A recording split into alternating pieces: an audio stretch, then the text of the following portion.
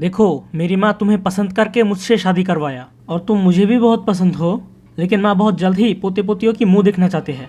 अरे पोते का मुंह देखेगा, थोड़ा टाइम तो दोगी।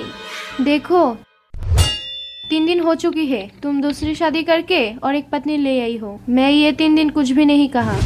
इस 3 दिन से मैं माँ के पास ही सो रहा हूँ। कोई मुझसे अच्छे से बात भी नहीं करते। तुम सब तो नए बहू लेके ही बिजी हो। अब मैं क्या करूँगी, कहाँ रहूँगी? कहाँ रहेगा मतलब? तेरे पिता के घर भी जा सकता है, यहाँ भी रह सकता है। 8 साल हो गया तुझसे मैंने शादी किया, लेकिन अभी भी एक बच्चा नहीं दे पाया।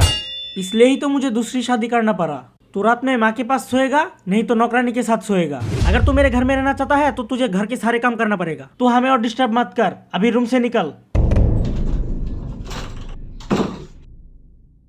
ए, तुम बुरा मत मानो, तुम मेरे घर का राजरानी हो। तुम्हें घर का कोई काम करने की जरूरत नहीं। तुम हर वक्त रानियों की तरह रहोगे। अच्छा ठीक है।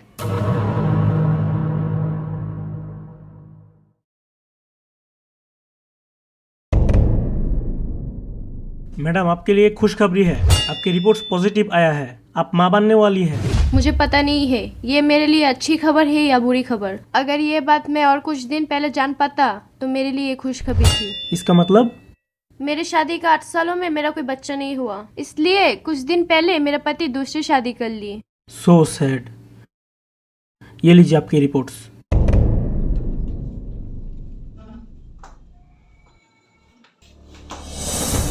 ए, तुम्हें तैयार होने में इतना समय लगता है? आज तुम्हें लेके मैं घूमने जाऊंगा। बस हो ही गया। ए, तुम आज सुबह बिना खाना पकाए कहाँ गए थे?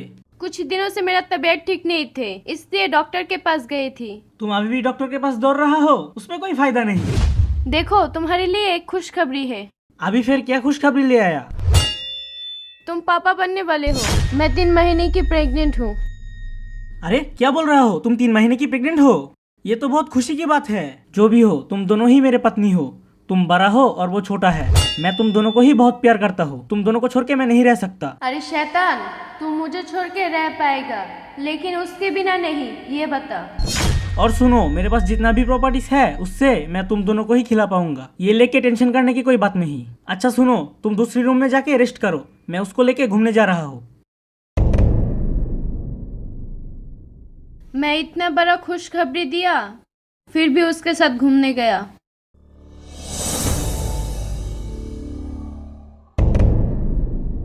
अम्मा, ये लीजिए आपकी चाय।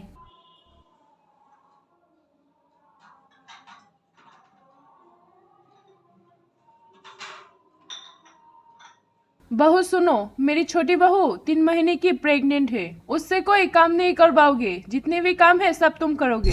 माँ, मैं भी तो 6 महीने की प्रेग्नेंट हूँ। बस बस, 8 साल की बाद प्रेग्नेंट हुई हो और डॉक्टर ने बोला एक लड़की होगी। मेरी छोटी बहू प्रेग्नेंट है और उसका एक लड़का ही होगा। जाओ तुम जाके काम करो। बहू चाय पियो।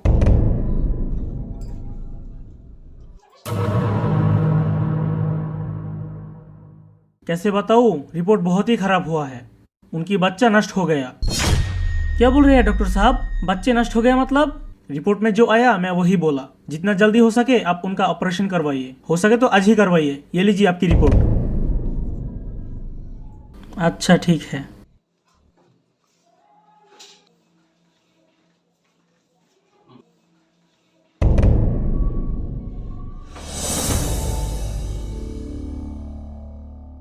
छोटे पत्नी, बड़े पत्नी, मैं तो बीमार हूँ। मेरा दोनों किडनी ही खराब हो गया। मैं और ज़्यादा दिन नहीं बच पाऊँगा।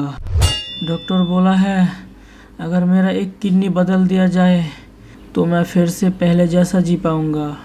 अभी तो मेरा पास इतना भी पैसा नहीं है कि मैं एक किडनी खरीद के चेंज करवाऊँ। छोटे पत्नी, क्या तुम मुझे एक किडनी दोगे? नहीं, मैं तुम्हें किडनी नहीं दे पाऊंगा। तुम्हें किडनी देके क्या मैं मेरी लाइफ बर्बाद करूंगी? मेरी फ्यूचर है, मैं तुम्हारे पास और नहीं रहूंगी। मैं चली जा रही हूँ मेरे पापा के घर।